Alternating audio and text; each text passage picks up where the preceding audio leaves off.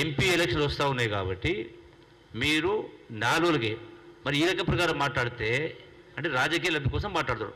మరి మీరు చెప్పేది మాట్లాడేది రైతుల పక్షపాతిగా గత ప్రభుత్వం ఉన్నట్టయితే అలా హరీష్ రావు అయినా ఇంకోరైనా కేసీఆర్ ఉంటే మరి గడిచిన 10 సంవత్సరాల్లో ఎన్ని సందర్భాలు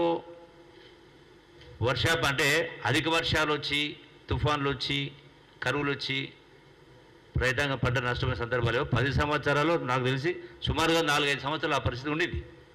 మరి ఒక్కరోజైనా మీరు రైతాంగానికి పంట నష్టం ఇచ్చినరా, ఇన్పుట్ సబ్సిడీ ఇచ్చినరా?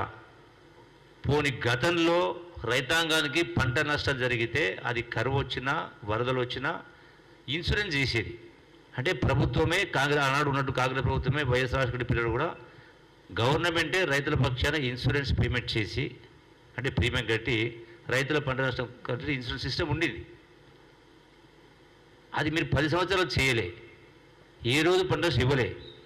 ఇలా ఏదో ఆ మాట అనకూడదు కానీ ఏదో మోసానికి ఎత్తుకున్నట్టుగా ఉంది, సామెత ఉంది. ముందు నాకు జ్ఞాపకం లేదు కానీ ఇలా ముందే మీరు అరుస్తూ ఉన్నారు, మాట్లాడుతూ ఉన్నారు. అంటే డెఫినెట్ దీన్ని బట్టి ఏమర్థమవుతుంది? 100% మీరు రాజకీయాలు రాబోయేటువంటి పార్లమెంట్ ఎన్నికల్లో మీరు లబ్ధి పొందడం కోసం మాట్లాడుతున్నటువంటి మాటలు తప్ప మీకు రైతుల గురించి మాట్లాడిన హక్కు లేదు.